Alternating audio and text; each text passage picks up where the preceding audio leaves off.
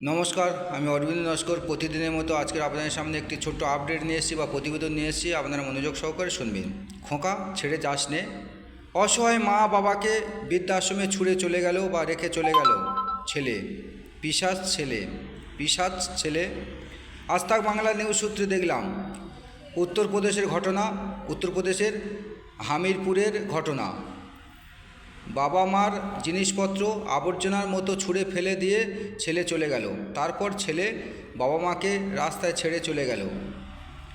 চিন্তা করলো না বাবা মার কী হবে, কোথায় যাবে, কোথায় থাকবে, কি খাবে, কোনো কিছু চিন্তা করলো না ছেলে, রাস্তায় ফেলে চলে গেল। বয়স্ক বাবা মার ঠিকানা তাই বৃদ্ধাশ্রম।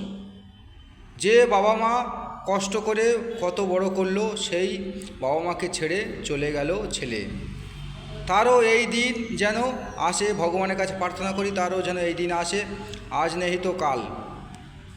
বৃদ্ধ সবার হতে হবে হে বন্ধুগণ, বৃদ্ধ সবার হতে হবে। দুদিন আগে আর পরে। যেমন পূজা দেবে তেমন পূজা পাবে, ফেরত পাবে। যেমন পূজা দেবে তেমন পূজা ফেরত পাবে। কথাটা মনে রেখো। বর্তমান দিনে সন্তানরা ঘুঁটে পড়ে গোবর হাসে। তখন ঘুঁটে বলল, গোবর তোমারও একদিন আসবে, তখন তুমি আমার মতো পুড়বে। এখন আমি পুড়ছি, তুমি হাসছো, তখন তুমিও পুড়বে, তুমি তখন কষ্টের জ্বালাটা বুঝবে। যেমন আমি কষ্ট পাচ্ছি, তুমিও একদিন এই রকম কষ্ট পাবে, কথাটা মনে রেখো। ঘুঁটে গোবরকে বলল।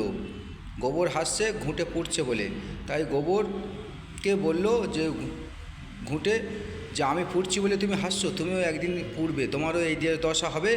যেদিন তুমি পুড়বে সেদিন বুঝতে পারবে কত কষ্ট।